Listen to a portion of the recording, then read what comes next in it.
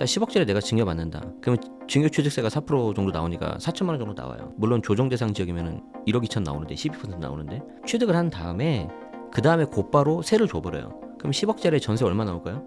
한 4억 정도 나오겠죠. 그럼 4억 나오면 그 돈으로 증여세 내면 돼요. 적극적으로 하시는 분들은 전세가 아니라 반전세를 주면 되겠죠. 예를 들어서 1억에 뭐 한 150? 자 그러면은 내 돈 좀 더 집어넣고 이제 보증금하고 증여세 내잖아요. 근데 뭐가 좋아요? 150이라는 현금 흐름이 나와버려요. 그냥 놔두면 돼요. 이건 너무 좋은 방법인데 안 하더라고요 잘.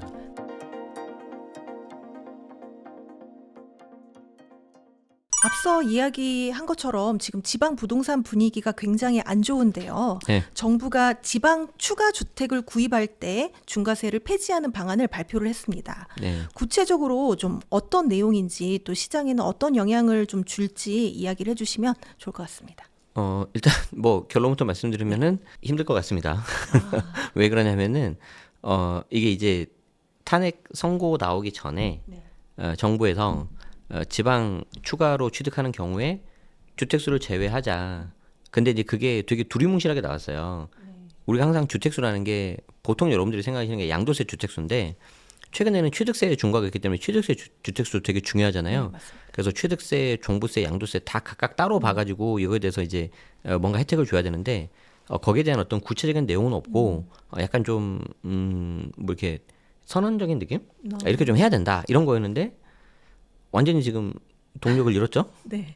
그래서 뭐 그거 어차피 법 개정까지 가야 되는데 지금 이 상황에서 그게 과연 잘 될까?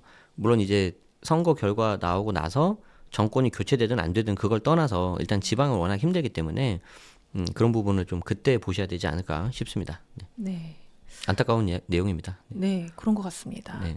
빨리 조금 지방 부동산을 살리기 위한 정책이 네. 되기 위해서는 취득세 돼야 중과를 풀어야 하는데. 돼요. 취득세 중과를 풀어야 돼요. 이걸 안 풀면은 백약이 무효입니다. 제가 봤을 때. 근데 뭐 지금 당장은 또 어려운 일이라서 좀 네. 시간이 좀 걸리잖아요. 일단 또 불확실성이 네. 워낙 크기 때문에. 네네. 네. 그래서 좀 이게 많이 힘드실 것 같아요. 네. 최근에 아파트 보유세 급등 또 이게 이슈가 돼서 또 네. 화제가 됐는데 서울의 고가 아파트 보유세가 40% 오른다고 들었습니다. 이제 최대. 네. 다, 최대. 다 그런 건 네. 아니고. 네. 그렇다면 좀 고액자산가 분들은 이 절세 전략이나 또 실제 어떤 방향으로 이게 좀 바뀌고 있는지.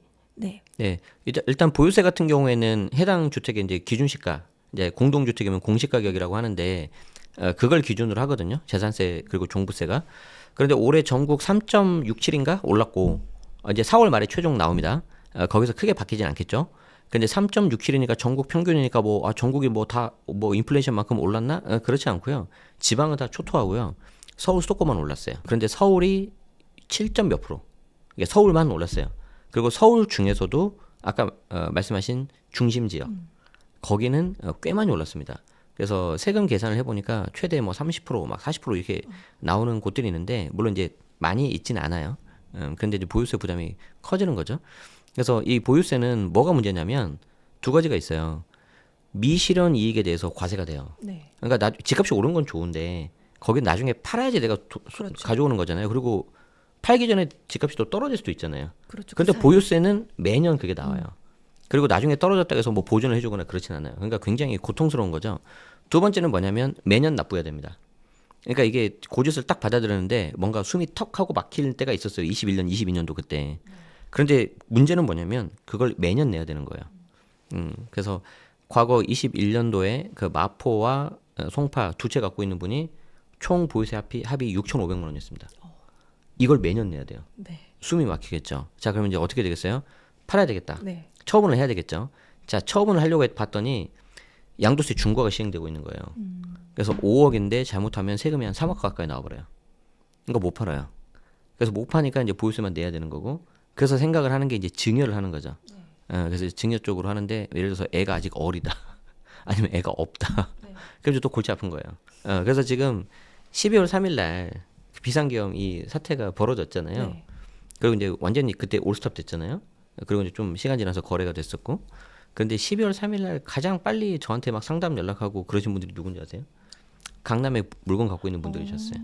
왜냐하면 이제 이분들은 그 다음 단계까지 보는 거예요. 네. 이게 나중에 탄핵되면은 정권이 교체가 될 수도 있고, 그러면 이제 보유세가 예를 들어 21년, 22년 내가 몇 천만 원 냈는데 몇 억 냈는데 1억 넘게 냈는데 내가 그 꼴을 다시 봐야 될 수도 있고 그러니까 엄청 빨라요. 그래서 한 분이 고가 주택을 3개를 갖고 있었는데 네. 1억 넘게 내셨던 적이 있어요. 네. 그러니까 다시 이제 그 트라우마가 생긴 거죠. 지금도 몇 천만 원 내는데 그래서 어떻게 해야 되겠냐 하는데 물건이 다 좋아요. 그럼 물건이 좋으니까 아까 제가 어떻게 해야 된다 그랬어요? 자녀한테 증여해야 된다 그랬잖아요. 그래서 하나 정도는 증여를 하십시오. 다 증여하면 안 된다. 애들이 안 찾아온다.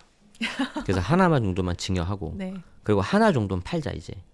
근데 하나를 팔아야 되는데 언제 팔아야 되냐? 그때는 양도세 중과 배제가 올해 25년 5월 9일까지였어요. 네. 그러니까 빨리 팔아야 되는 거예요. 그렇죠. 왜냐하면 이거를 만약에 양도세 중과를 맞아버리잖아요. 제가 계산을 해드렸는데 양도차익이 38억인데 세금이 30억이에요. 팔 수 있겠어요? 못 팔죠 그러면. 못 팔죠. 네. 근데 보유세가 1억이 나와요. 이제 죽을 맛인 거예요. 네. 아까 말씀드렸잖아요. 내가 보유세는 미실현 이익에 대해서 내는 거니까 엄청 고통스럽단 말이에요. 근데 팔려고 봤더니 뭐 대부분 70% 80%가 세금이 나와요. 자 그래서 팔려면은 양도세 중과 배제될 때 팔아야 되겠죠. 네. 그래서 좀 어쩔 수 없이 해야 될 것 같습니다 했는데 1년 연장된 거예요. 네. 그래서 빨리 말을 해줬죠. 직원 시켜가지고 급히 팔지 말아라. 올해 하반기가 좋겠다. 아까 말했잖아요. 제가 하반기 정도에 좀 약간 슬슬 갈 것 네네네. 같다고. 그래서 그럴 때 팔아야 된다. 그럼 이제 3개 중에서 2개 하나는 팔고 하나는 증여하고 하나 남죠. 하나는 가지고 있어야 돼요. 그래서 1주택만 가지고 있으면은 현 상황에서는 거의 모든 게 해결이 다 돼요. 네. 물론 이제 일부 어떤 몇몇 분들은 1주택자로 몰아놓고 여기서 또 과세하는 거 아니냐. 그럼 다주택, 2주택 이상 다 죽어요 그러면. 그러니까 할 수는 있는데 그렇다 하더라도 아주 이게 타격이 크지는 않을 것 같고. 자 그렇게 해서 아까 하나 팔았다 그랬잖아요. 그럼 그 판 걸로 뭐 해야 되냐면은 이제 물론 이제 생활비라든지 뭐 고기도 좀 사 드시고 이런 것도 있어야 되겠지만 그거 가지고 이제 월세 만들어야 돼요. 월세를 뭘로 해야 돼요? 비주거용으로 해야 돼요. 주택을 다시 하시면 안 돼요. 그분은. 그래서 비주거용으로 물론 이제 뭐 잘 고르셔야 되는데 뭐 상가, 토지, 건물 여러 가지가 있습니다. 거기에 이제 종목에 맞게 본인 그 성향에 맞게 하셔야 됩니다. 네. 네. 너무 좋은 이야기를 해주셔가지고 네. 말씀하신 대로 사실 상황이 좀 이렇다 보니까 상속, 증여 이런 것도 또 고민하시는 분들도 많이 네네네. 있습니다. 지금 같은 시장에서는 좀 어떠한 절세 전략을 선택하는 게 좋을까요? 일단 우리가 부의 무상 이전이라는 거에서 상속과 증여가 공통적인데 내가 살아있을 때 하는 게 증여고 사후에 하는 게 상속이잖아요. 뭐 사후에 하는 게 얼마 큰 의미가 있겠냐마는 또 이제 남아있는 그 상속인들이 되게 고통스러울 수가 있으니까 그걸 이제 염려하시면서 이제 미리 대응을 하시는 거거든요. 그래서 가장 좋은 방법은 사전 증여하는 것밖에 없어요. 미리 준비해서. 그래서 일부 지분이라도 조금씩 떼어주는 게 가장 지분이라도요? 그럼요. 왜냐하면 내가 이게 덩치가 너무 크단 말이에요. 30억인데 그럼 이걸 다 주면은 증여세도 많이 나오고. 네. 근데 또 웃긴 게 뭔지 아세요? 내가 30억짜리를 증여하면 네. 증여세 받는 사람이 한 10억 정도면 돼요. 네. 자, 물론 10억이란 돈이 엄청 큰 돈인데 역으로 생각해 보자는 거예요. 남들은 30억을 주고 저 아파트를 사야 되는데 나는 10억 주면 살 수 있다니까. 가져올 수 있다니까. 그러네요. 좀 와닿게 해드릴게요. 네. 10억짜리면 내가 대출 받아서 내 돈 뭐 5억, 대출 5억 해가지고 뭐 예를 들어 산다는 거잖아요. 네. 근데 걔 증여로 가져오면 2억 한 2천, 3천 들어가요. 물론 취득세는 또 내야 되지만 4천 정도. 3억이 안 들어가요.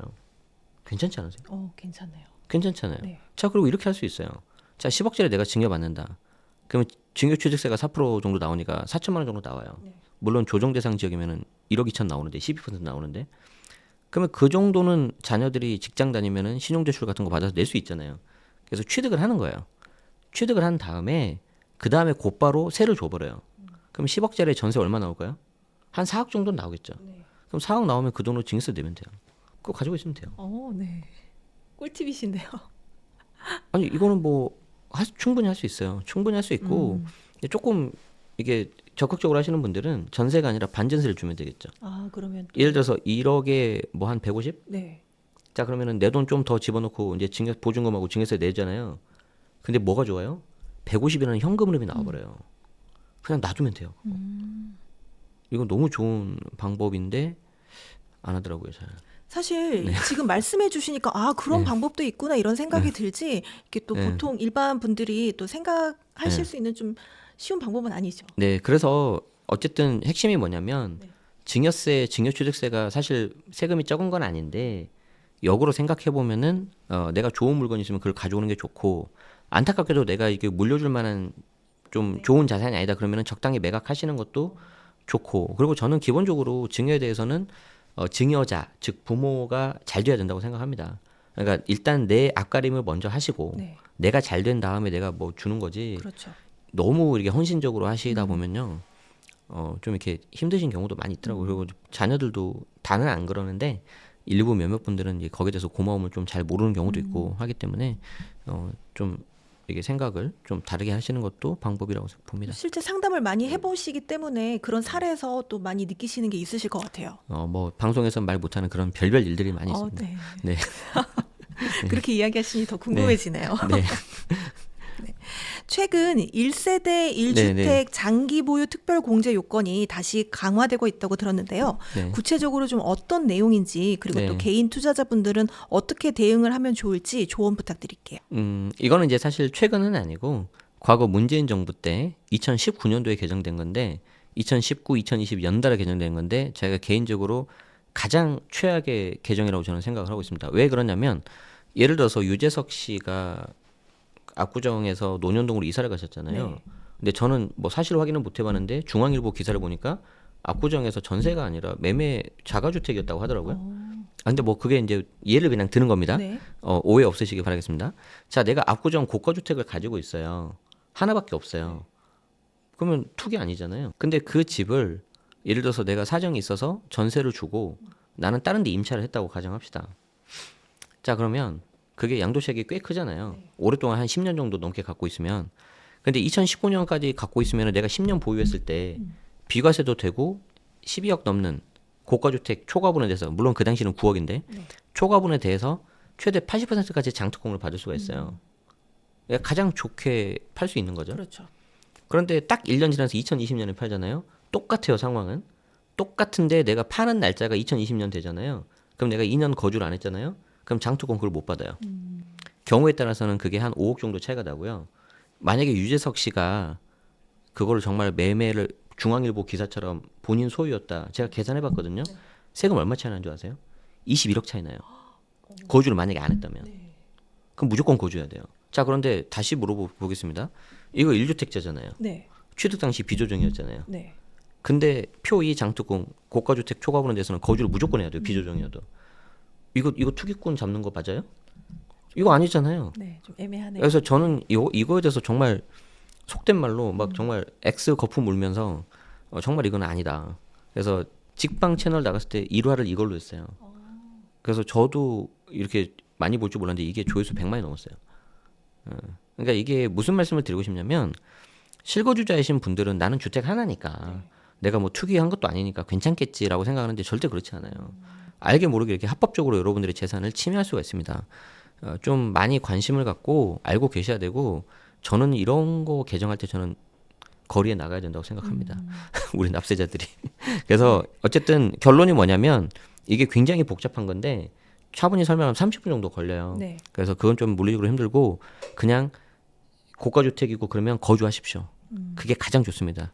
반드시 거주를 해야 될 것 같네요. 세금 차이가 너무 많이 나가지고. 요즘에 12억 넘는 집들이 많으니까. 네. 특히나 서울은 거의 대부분 또 10억도 넘는데. 그러면 네. 이 사람들이 거주를 하면 이 임차인들은 어디로 갈까요?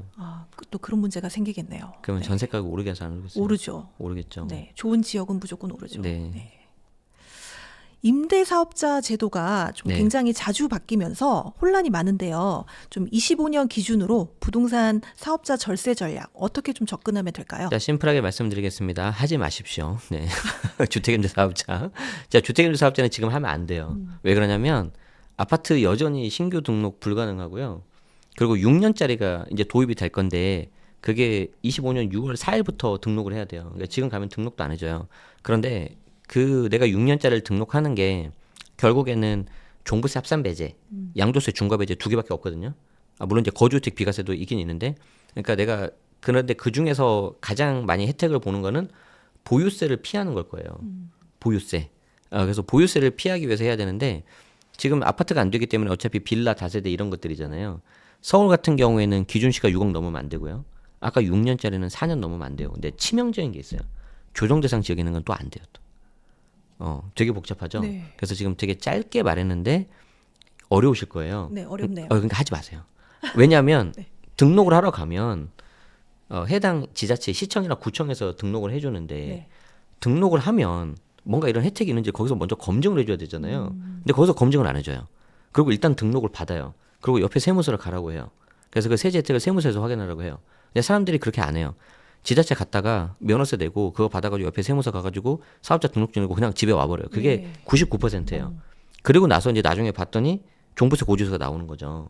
그래서 저 이거 왜 고지서가 나오나 했더니 뭐 예를 들어서 뭐 이런 요건이 안 돼서 혜택이 안 됩니다. 아니 시청에서 아무 말 안 하던데요? 아 그거는 저희 선생님 세무서에 가서 했어야 됩니다.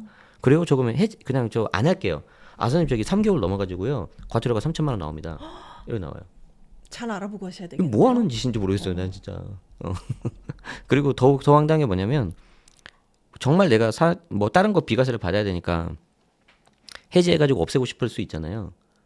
3천만 원 내고서라도 네. 임차인이 도장 안 찍어주면 못해요. 그럼 저 소위 말해서 속칭 도장값을 또 드려야 돼요. 네. 제가 좀 해주시면 이렇게. 하지 마세요. 예, 하지 마시고 그러면은 지금 이제 그런 걸 안 하게 돼. 이 주택임대 사업자는 정말 명확한 목적이 있지 않은 한 있긴 있어요. 틈새가 있긴 있어. 이제 재개발하고 연관을 시켜야 되는데 이건 어쨌든 이것만 말씀드릴게요. 재개발과 주임사를 연관을 시켜야 된다. 지금 현재 상태에서는 그 외에는 써먹을 게 거의 없다. 이렇게 좀 보시는 게 나을 것 같습니다. 뭐 앞서도 잠깐 언급해 주셨지만 세무나 이 정책 이런 변화에 따라서 지금 주택을 좀 팔아야 되는 타이밍이 왔다 이런 의견도 네. 네, 있는데 이 부분은 좀 어떻게 생각하시나요? 이제 이거는 이제 매도 매수를 다 따로 봐야 되는데 매도자 입장에서는 일단은 지금보다는 올해 하반기가 좋을 것 같다. 네. 왜 그러냐면 지금은 매수자가 없어요. 그렇기 때문에 내가 안 좋은 조건으로 팔아야 되거든요.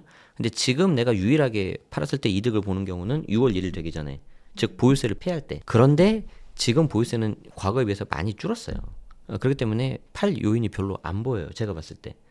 자 그래서 그게 첫 번째 매도자들은 그게 있고 오히려 매수자들이 지금 관심 없을 때 매수하시는 게 좋겠죠. 아까 말씀드린 것처럼 선거 될 때까지는 무풍지대요. 그리고 대출 규제 시작되기 전에 매수하는 게 필요하고. 그래서 지금 가장 현재 지금 뜨거운 곳이 어딘지 아십니까? 어딘가요? 어딜 것 같아요? 세종입니다. 세종. 아, 네. 요즘 뉴스에 자주 나오는데. 지금 네. 중개사들이 잠을 못 잡니다. 왜 생각을 해보세요.